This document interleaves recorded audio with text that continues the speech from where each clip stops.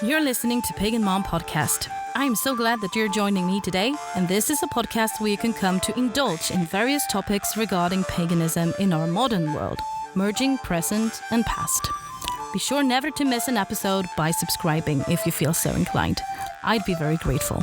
Thank you. Now let's get on with it.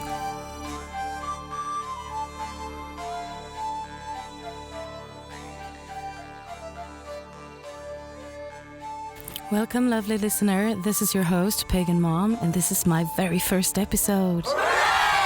I'm so excited, so let's get into it. I want to invite you to my life as a modern Norse pagan Vala. And I want to contribute to our pagan community, so maybe you guys can learn something from what you hear in this pod.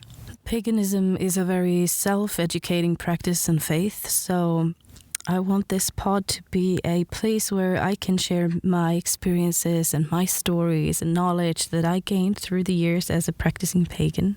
So let me introduce myself. I am a modern Norse pagan and Vala. I follow the Norse path primarily. I am from Sweden and I have been a practicing pagan since 2016, so it's been a couple of years now. Nowadays, Sweden is mostly atheistic, but when I grew up, Protestantic Christianity was actually the prominent faith here. I was never active with church or stuff like that. I was merely a choir girl, so I actually did spend a lot of time in church doing what I loved. I still love to sing, but yeah. I am also a mom, hence why I'm called Pagan Mom. And I am also an academic, so I have academic knowledge in Nordic archaeology, amongst many other things, which can be relevant to draw upon in future episodes from time to time. So I called myself a Vala before, and you guys might be wondering, well, what is that? So let me explain that before I continue. Vala is actually another word for vulva in Old Norse. And most of you guys that are listening to this podcast might already know what a vulva is. But for you guys who doesn't know what that is, it is an Old Norse word for shaman or seeress,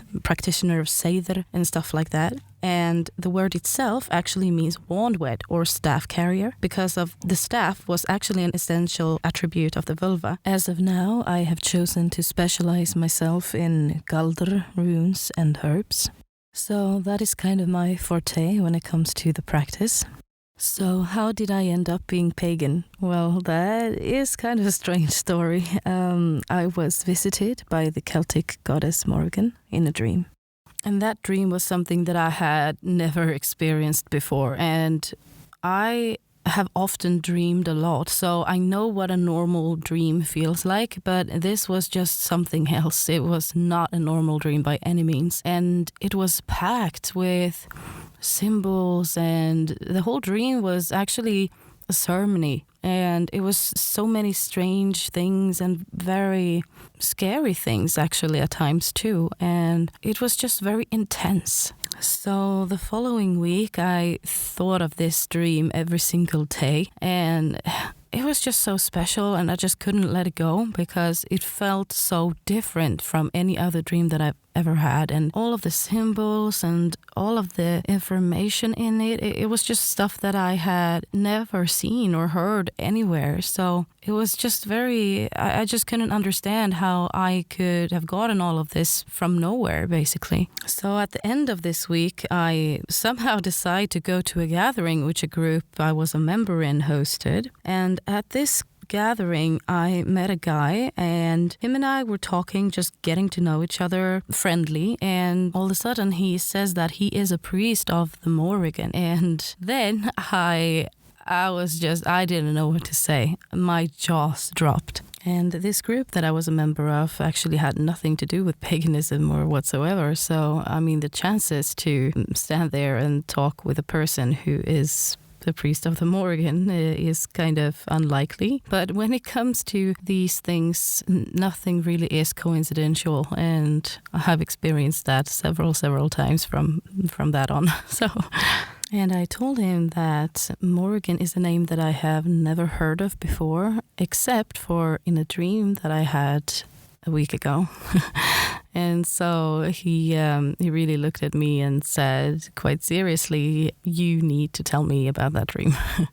So I did. After he had listened to my whole dream story, he could actually confirm everything that was in it. Symbols, the ceremony, everything basically he could explain. And I was just in disbelief. It was so strange. So the very next day I sat myself down with Google because I wanted to Google the shit out of my dream because I was still a bit skeptic and stubborn about it. So I really wanted to Google it.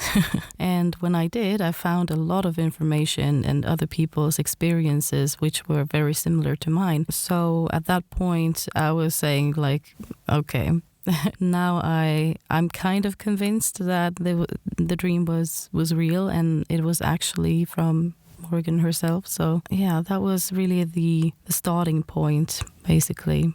So I decided to actually go and sit down, light a candle, light some incense, and go into a meditative state to kind of just put the question out there. And I asked if there was any deities near or around me, and if they wanted to make themselves known, and yeah, questions like that. The word to describe what happened next is just amazing.